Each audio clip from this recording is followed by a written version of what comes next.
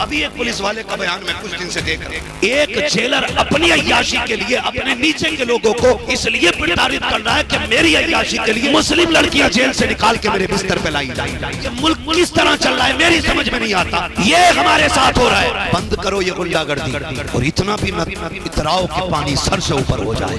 हम मर सकते हैं, बेटियों की इज्जतें लुटने नहीं देंगे। इसलिए मैंने बेटों को जूते साफ करने वाला बना देना, पुलिस वाला ना बना। मैं तो मुबारकबाद पेश करता हूँ उन बापों को जिन्होंने बेटे कुरान के नाम वक्फ करे। वो माए मुबारकबाद के लायक है जिन्होंने उन लालों को दूध पिलाया है जिन्होंने बदले में, उस दूध के बदले में 5G 4G मोबाइल नहीं, कंबल नहीं, गाड़ी नहीं, माँ को कुरान का तोहफा पेश करना है। वो बहने मुबारकबाद के मुस्तहिक हैं जिन्होंने इन भाइयों की खिदमत की है जो बदले में हुजूर का दीन सीने में लेके घर जाएंगे। वो बहने मुबारकबाद के मुस्तहिक हैं। बस मैं अर्ज करना चाहता हूँ, बाप था उसे लगन लगी जी, लगनी चाहिए। ये यहाँ से होता है, ये यहाँ से जो यहाँ से सोचते हैं ना पड़ गया तो क्या करेगा, 5000 तनख्वाह है, 6000 है, क्या करेगा, इससे बढ़िया डॉक्टर बना लो। कुछ ना बना सको पुलिस वाला ही बना लो। जो भी मोटरसाइकिल वाला पकड़ा जाता 20 रुपए तो दे ही जाता है ना? हाँ दे ही जाता है ना भैया। बेटे को ना, सही बता रहा हूँ, जूते पॉलिश करना सिखा देना पुलिस वाला। जिसका हो शौक हो जाने, लेकिन मेरी सोच ही नहीं है। और सारे भी खराब नहीं होते, सारे भी खराब नहीं होते। वर्दी में सारे गुंडे नहीं होते, कुछ अच्छे भी होते। सही कह रहा हूँ आपको। बेटे को जूते पॉलिश सिखाना, लेकिन इस तरह न, वो अपने नहीं देते। कोई अगर ईमानदारी से ड्यूटी करे तो ऊपर के गुंडे नहीं करने देते नीचे की। ये हमारी कौम को सोचना पड़ेगा। ये मुल्क किस तरह चल रहा है मेरी समझ में नहीं आता। मैं तो आपसे इतना कहूं, अल्लाह करे ये बात कानून के कानों तक भी पहुंचे। अभी एक पुलिस वाले का बयान मैं कुछ दिन से देख रहा हूं। उसने कहा कि कुछ मुस्लिम बच्चियां जो जेलों में बंद है ना, एक जेलर अपनी अय्याशी के लिए अपने नीचे के लोगों को इसलिए प्रताड़ित कर रहा है कि मेरी अय्याशी के लिए मुस्लिम लड़कियां जेल से निकाल के मेरे बिस्तर पे लाई जाए। ये हमारे साथ हो रहा है। ये सबका साथ, सबका विकास कर रहे हैं। बंद करो ये गुंडागर्दी और इतना भी मत इतराओ कि पानी सर से ऊपर हो जाए। हम कमजोर हैं, बेगैरत नहीं है। हम मर सकते हैं, बेटियों की इज्जतें लुटने नहीं देंगे। मैं इसलिए कह रहा हूं, दुआ करना अल्लाह बेटे को पुलिस वाला ना बनाए। वो रो के कह रहा है या तो इन्हें मुस्लिम बच्चियां लाके दूं अय्याशी के लिए जेल से, और या फिर मैं अपनी ड्यूटी। वो कह रहा है मैं खुदकुशी करने जा रहा हूं। ये हाल है हमारे। इसलिए मैंने बेटों को जूते साफ करने वाला बना देना, पुलिस वाला ना बना। और दुआएं मांगो अल्लाह हमारी बेटियां जेल का मुंह ना देखें, हमारी बेटियां जेल तक न जाएं। ये जा भी हमारे कसूर की वजह से रही। आपसे भी मेरी गुजारिश है, कोई कितना भी आपको बहकाए, आपको रोड पे नहीं उतरना। हम संविधान वाले लोग हैं, हम कानून वाले लोग हैं। हम वो काम करेंगे जिस काम से ना मुल्क की तौहीन होगी ना हमारे दीन की तौहीन होगी। वादा करते हैं इंशाअल्लाह, वादा करते हैं इंशाअल्लाह। कानून भी कोई चीज है, सारे खराब लोग नहीं है, अच्छे लोग भी। उम्मीद करते हैं इस जेलर पे कार्रवाई होगी और हमारी बच्चियां जो जेल में है अल्लाह उनकी हिफाजत फरमाए। आमीन कह दो यार, और जोर से कह दो आमीन। हाँ अल्लाह उनकी हिफाजत फरमाए। तो मैं अर्ज कर रहा था, ये लगन होती है, लगन कुछ बेटों को लग जाती है, कुछ बापों को लग जाती है। बेटे को लगी ना तो बेटा दुनिया जानती है मखदूम माहिमी होता है। हाँ, जिसे खुद की लगन लगी बेटा मखदूम माहिमी होता है, और जिस बाप को लगन लगती है ना वो बेटा नकी अली खान होता है। करें सारे लोग, मैं अर्ज कर रहा हूँ आपसे। तो एक बाप को लगन लग गई बेटे को हाफिज कुरान बनाना। सुन लिया था कि कयामत के दिन ना, कयामत के दिन जन्नत सज गई होगी, सारे अपने अपने मकामात पे होंगे, तो बहुत ऊपर के दर्जे में कुरान के हाफिज के माँ बाप होंगे। हाफिज कुरान के बाप होंगे, वो बैठे होंगे आराम से, तख्त लगा होगा, गद्दे लगे होंगे और हाथों में सोने के कंगन होंगे, जन्नती लिबास होगा, टेक लगा के मुत्तकियन टेक लगा के बैठे होंगे और खादिम गुजरेंगे सामने, बोला इधर इधर जी पानी चाहिए? कहा नहीं। शरबत चाहिए? कहा नहीं। फ्रूट चाहिए? कहा नहीं। फिर क्यों बुलाया? कहा हमारे बेटे भी तो थे ना, वो किधर है? कौन बेटे? का एक को हाफिज बनाया था, एक को कारी बनाया था। वो कहेंगे ठहरे। वो खादिम कहेंगे अल्लाह ये जो जन्नती है ना, ये अपने बेटों के बारे में पूछ रहा है। रब फरमाएगा इसको बता दो इसके बेटे नीचे वाले दर्जे में। किधर? नीचे वाले दर्जे में। वो रो के कहेगा अल्लाह मैं ऊपर के दर्जे में, मेरा बेटा नीचे के दर्जे में। मैं तो कुछ भी नहीं अल्लाह, मैं तो हल चलाता था, मैं कभी मदरसे नहीं गया, मैं मजदूरी करता रहा, मैंने कभी कुरान नहीं पढ़ा अल्लाह, मैं तो ईंटें उठा के फिरता था, मुझे कभी कुरान पढ़ने की तौफीक नहीं हुई अल्लाह, मेरा बेटा नीचे कैसे और मैं ऊपर क्यों? रब फरमाएगा चाहता क्या? का बेटे से मिलना है। हुक्म होगा फरिश्तों इस बाप को नीचे ना लेके जाना, इसके बेटों को नीचे से ऊपर लेके आना।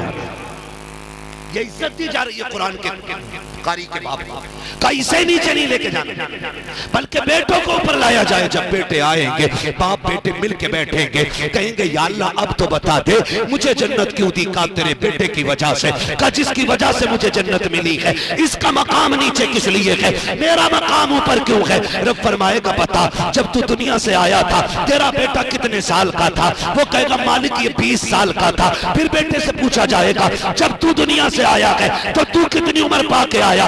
वो कहेगा मालिक 50 साल का। बाप बेटे के बगैर कितने साल गुजारे हैं? वो कहेगा मालिक 30 साल। अब रब बाप से कहेगा तुझे पता है जब तू आया था तेरे अमाल खाली थे, हाथ खाली थे, लेकिन तू नहीं जानता कि जब तू दुनिया से आया था तू तो दुनिया से चला आया। तेरा बेटा रमजान के महीने में रोज मुसल्ले पे खड़ा होता था, रोज अलहम्द पढ़ता था, रोज कुरान की तिलावत करता था। जैसे जैसे ये कुरान के कलमे जबान से अदा करता था वैसे वैसे मैं तेरे दर्जे बुलंद करता चला गया।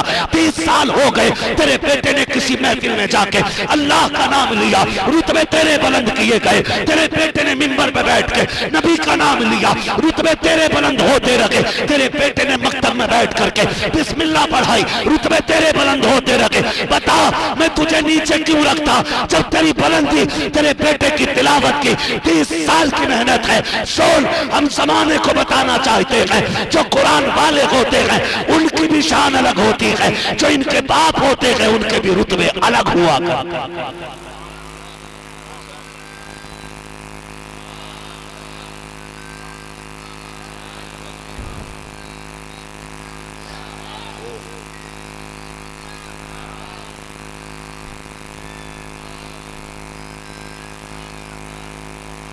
अल्लाह सलामत रखे सारे लोगों को। एक बेटा कुरान का कारी जरूर बनाना। दुनिया बड़ी बेवफा, आखिरी तख्ता लगने की देर होगी ना सारे ही भाग लेते। बिरयानी देखो, चावल देखो, प्लेटें पूरी हैं कि नहीं। तू चल बड़े, तू घर का बड़ा है, तुझे मेहमान संभालने। वो भाई कब्र वाले से पूछ वो क्या कह रहा है? वो कह रहा रुक जाओ रुक जाओ मैं अकेला हूँ।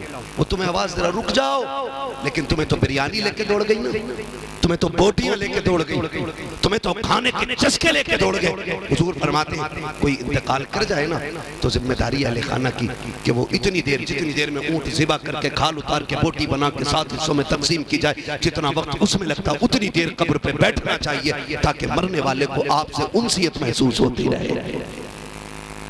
बड़ी बेवफा दुनिया है। धूप तेज हो ना, धूप तेज हो, अरे यार जल्दी करो इमाम साहब जल्दी करो, रुका नहीं जा रहा, अभी इधर छत में भागेगा पेड़ के नीचे। नहीं दुआ करो, ये 2 मिनट नहीं रुक सकते। और इनकी दावत करो तो ये 3 घंटे बैठे रहते हैं। ठीक है कोई बात नहीं, आने दो ना, नान खटाई तभी खा लेंगे। 3 घंटे बैठा है भूखा, तभी से धूप तेज नहीं लगती है, तभी से प्यास का एहसास नहीं होता। उसकी दावत खाने के लिए 3 घंटे बैठे रहे, उसकी कब्र पे 5 मिनट नहीं रुक सकते हम लोग। ये दुनिया बड़ी बेवफा है। मैं हाफिज कुरान के माँ बाप से कहूँगा, भाइयों से कहूँगा, अहले खाना से कहूँगा, ये बच्चे पढ़ गए ना तुम्हारे, इनकी उम्मीद न रखना कि इनकी कमाई खानी है, इनसे काम लेना, इनकी छुट्टी कर दो कि बस तुझे कुरान के साथ रहना है, कुरान को तेरे साथ रहना है, बस ये कर। तुझे कुरान के साथ रहना, कुरान को तेरे साथ रहना है। और इनसे कह देना सुन, हमने तुझे दुनिया के लिए नहीं पढ़ाया, हमने तुझे कब्र के लिए पढ़ाया है, कब्र के लिए पढ़ाया है। मैं इन हाफिजों से भी गुजारिश करूंगा, सुनो, जैसे तुम्हारे बाप है, मेरा भी बाप है, सबके माँ बाप है। हम जानते हैं बाप कितने मसरूफ होते हैं। जब हम पढ़ते रहे तो वो हमारी जिम्मेदारी की जगह ड्यूटी करता रहा, मेहनत मशक्कत करता रहा ताकि बच्चे कामयाब हो जाएं, बच्चों को कुरान आ जाए। जब हम पढ़ के लौटे ना तब बहनें जवान हो चुकी थी, फिर बहनों की जिम्मेदारी ने उसे मजदूर बना दिया, फिर घर की जरूरतों ने उसे परदेसी बना दिया, फिर घर की जरूरतों ने, भूख प्यास ने उसे मंडी में लाके खड़ा कर दिया। जब बाप का इंतकाल हो जाए ना तो कब्र पे जाना, रो के कहना अब्बा सुन, पूरी जिंदगी तूने जिस कुरान के लिए मुझे वक्फ किया था, मैं कुरान का कारी तो बन के लौटा, तूने गले में हार तो डाला था, लेकिन तेरी जरूरतों ने तुझे इतनी मोहलत ना दी थी कि अपने बेटे से पूरा कुरान सुन लेता, अपने बेटे से पूरे कुरान की तिलावत सुन लेता। अब्बा मैं पढ़ गया तो लोगों ने मुझे न छोड़ा, मैं इधर उधर दीन की खिदमत करता रहा, तुझे बच्चों की जरूरतें लेके फिरती रखी, मुझे कुरान की जरूरत लेके फिरती रखी। अब्बा आज कब्र में तू भी अकेला है, फुर्सत से है तू भी, मैं भी फुर्सत से हूँ, ये कह के बाप की कब्र पे तुम्हें बैठना है और अलहम्द के अलिफ से लेकर के फन्नास की सीन तक पूरा कुरान तुम्हें पढ़ के सुनाना है। मेरा ईमान कहता है कब्र पे अजान हो ना हो, अगर पूरा कुरान तुम पढ़ दोगे, अल्लाह कुरान मुकम्मल होने से पहले तुम्हारी बाप की कब्र को जन्नत की एक क्यारी बना डाले। ये तुम्हारी ड्यूटी है, ये हाफिजों की ड्यूटी है कि बाप के इंतकाल के बाद उन्हें बाप की कब्र पे पूरा कुरान पढ़ना है। मेरे ऊपर ना छोड़ देना, मैं खाली टाइम काट के चला जाऊं, मेरे ऊपर ना छोड़ देना, मैं धोखा दे के निकल सकता हूँ, लेकिन तुम्हें बैठना है, तुम्हें बैठना है। वो कहा था ना उसने, आप बेटे को कुरान पढ़ाना, लेके मदरसे गया, मदरसा ज्यादा बड़ा नहीं था, मैं तो हजरत का इदारा देख के हैरत में हूँ, इतनी छोटी इमारत और इतना बड़ा काम, सुभान अल्लाह, बोल दो यार सुभान अल्लाह। हाँ, एक घर में 4 लोग हो तो घर नहीं चलता है, हाँ 5 कमाने वाले 5 लोग हैं फिर भी झगड़ा है, आज सालन में क्या बनेगा।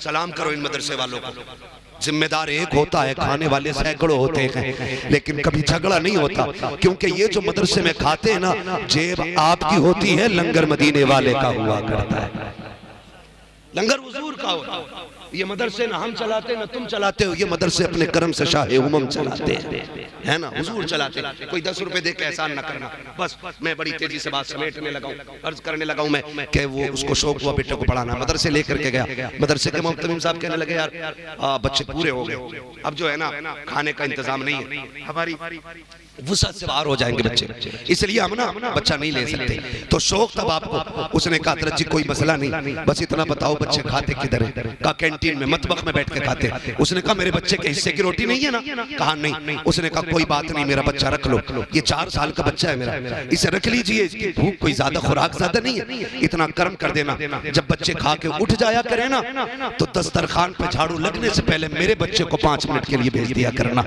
जो गिरी पड़ी रोटी हुआ करेगी उसी को उठा के मेरा बच्चा जिंदगी गुजार लेगा। ये कुरान से इश्क की बातें होती हैं, ये कुरान से लगन होनी चाहिए। उसने कहा जी भेज दो, मेरा बेटा बच्चों का गिरा हुआ खाना खाना करेगा, रख ले। उस्ताद ने रख लिया, लेकिन सुने जब हौसले जवान होते हैं तो इंतजाम खुदा कर दिया करता है, खुदा इंतजाम करता है। अभी 2 दिन गुजरे थे, बच्चा भूख के आलम में था ना, एक बूढ़ी आ गई, कहने लगी मौलाना घर में कोई नहीं है, मैं न बेटा है न शोहर है, मैं बूढ़ी हूँ, अकेले खाना अच्छा नहीं लगता, एक कुरान वाला दे दे, मैं जिसके साथ खाना खा लिया करूँ। उस्ताद ने उसी बच्चे की तरफ देखा, कहा मुस्कुरा के चल इंतजाम हो गया है, बूढ़ी आ गई है, हुजूर की तरफ से तेरी दावत का इंतजाम हो गया है। बच्चा उठा, बड़ी खुशी खुशी दौड़ा, बच्चा छोटा था 4 साल का ना, तो बूढ़ी ने सीने से लगा के कहने लगी मेरे लाल चल, तुझे माँ मिल गई है, मुझे बेटा मिल गया, तू परदेसी है ना, तुझे माँ मिल गई, मुझे बेटा मिल गया। और फिर कहती देख परेशान ना करना, मैं बूढ़ी हूँ, खाना लेकर नहीं आ सकती, लेकिन मेहरबानी करना वक्त हो जाया करे, खुद आ जाया करना। बच्चा तैयार हो गया, खाना खाने लगा, वक्त बीत गया। एक दिन वो आया जब बच्चे के कुरान के हिफ्ज का आखिरी सबक चल रहा था।